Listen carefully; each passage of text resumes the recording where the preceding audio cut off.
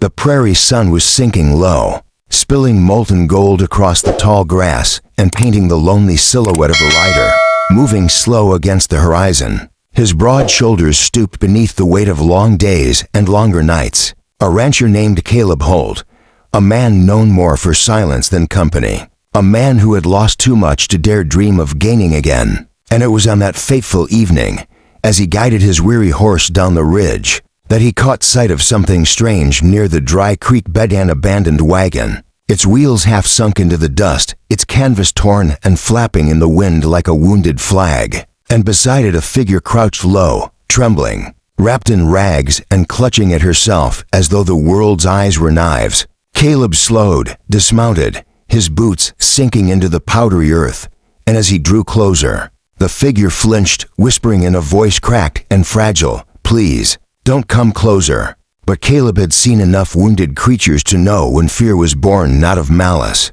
but of survival. So he set his hands out, palms open, and spoke softly, "Ain't here to harm you, miss. Just wondering if you need help." Though he received no answer except a desperate shake of her head, her tangled hair falling across her face as she pressed tighter into herself. He could have walked away. God knew plenty of men would have, but something in her frailty, something in the way her voice cracked like dry timber when she finally whispered, "Please, don't lift it," froze him to the spot.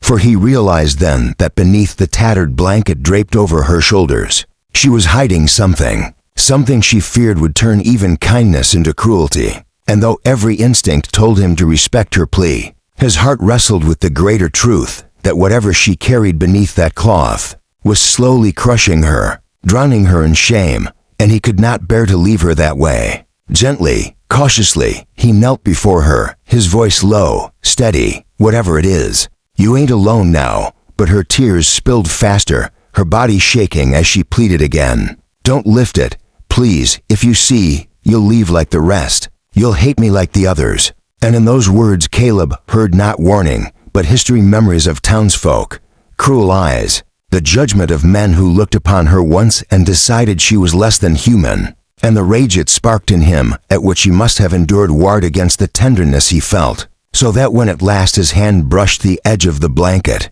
he paused, giving her one last chance to pull away. And when she didn't, when she only sobbed harder and whispered, "Please, God, no," he knew she had been broken so deeply that even mercy felt like a threat. And yet he lifted it, just enough for the dying sun to touch the scars carved across her arms, old and new, cruel burns and jagged wounds that told stories of ropes, of knives, of fire, of a torment no soul should have borne. And Caleb froze, not in disgust, not in horror of her, but in a stillness born of grief so deep it rooted him to the earth. His throat tight as his eyes met hers and saw the terror there, the certainty that now he would recoil, spit, walk away. But he didn't move, he didn't breathe, until finally, slowly, he lowered the blanket back over her shoulders and whispered, voice breaking, "Ain't nothing here that makes you unworthy of living." And for the first time in years her sobs changed, still raw, still aching,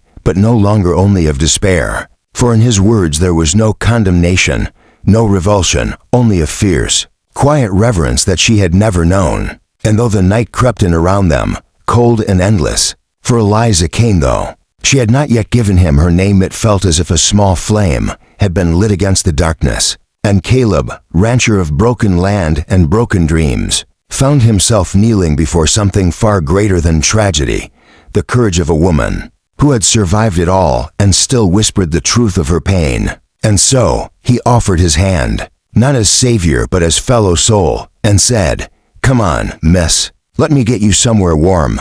And though her fingers trembled as they reached for his, though her eyes were wide with fear, she did not pull away this time. And together they rose from the dust, two lost souls unknowingly stepping into the storm that would bind them forever. The cabin was small, hardly more than for timber walls and a hearth that smoked when the wind pressed wrong. Yet when Caleb Holt led the trembling stranger inside, it seemed to her like the grandest palace she had ever stepped into.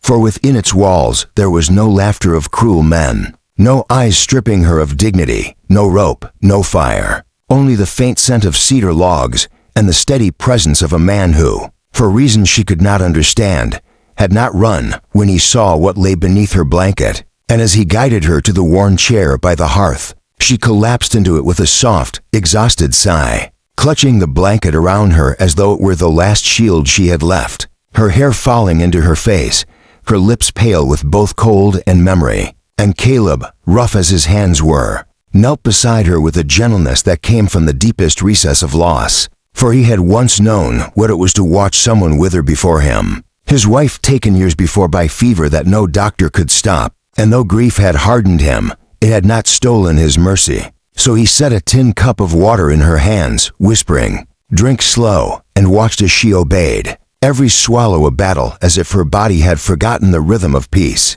Silence held between them, broken only by the crackle of fire, until at last she whispered, "You shouldn't have brought me here," her voice trembling with shame.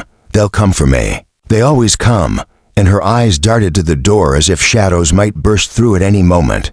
But Caleb only leaned back on his heels, his jaw set with the quiet fury of a man who had fought storms and wolves alike, and said, "Ain't a soul gonna harm you under this roof. Not while I draw a breath," though inside he wondered what kind of devils haunted her past, what kind of men could mark a woman so cruelly that she feared even kindness. And though he wanted answers, he did not press her, for he knew the weight of scars ran deeper than skin. So instead he asked the smallest of questions, "What's your name?" And after a long silence, she whispered, "Eliza," as if speaking it aloud might call down some curse, and when he nodded, repeating it softly, "Eliza," her lips trembled with something like disbelief, for it had been years since anyone had spoken her name without malice. The days that followed unfolded in a fragile rhythm, Eliza waking in cold sweats, clutching her blanket as though she might vanish without it. Caleb rising before dawn to tend cattle, but always returning to check the fire, to leave food at the table, to remind her without words that she was not alone, and slowly, painfully, she began to let the silence between them stretch into conversation, fragments of her past slipping out like broken glass. The story of how she had once been sold in a camp of outlaws, how each attempt to flee had earned her new scars, how townsfolk, upon glimpsing her ruined skin, had turned their faces, spat their judgment, called her cursed, until she had learned that hiding was safer than hoping. But every time she tried to apologize, tried to tell him he should send her away before the men who once owned her returned, Caleb would silence her with the same firm resolve. "Ain't your shame to carry, Eliza, it's theirs, and I ain't about to let them take another piece of you."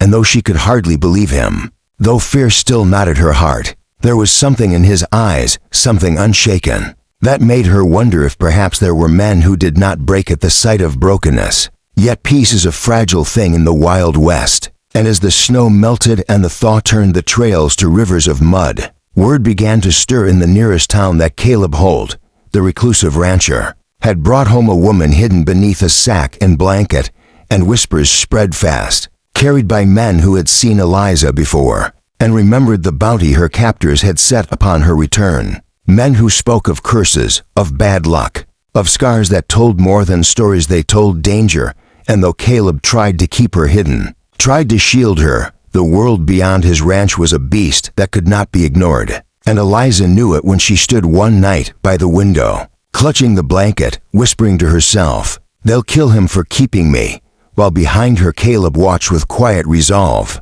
his hand resting on the rifle that hung by the door, his voice steady as he said, "Then let them come, because I'd rather die standing for you than live watching you hide." Words that cracked something deep inside her, for no man had ever chosen her life over his. No man had ever spoken of her worth in defiance of death, and though her heart quaked, though her tears fell, she turned from the window, looked at him through the flickering firelight, and whispered, "Why? Why would you risk everything for me?" And Caleb, steady as stone, replied, "Because you ain't what they did to you.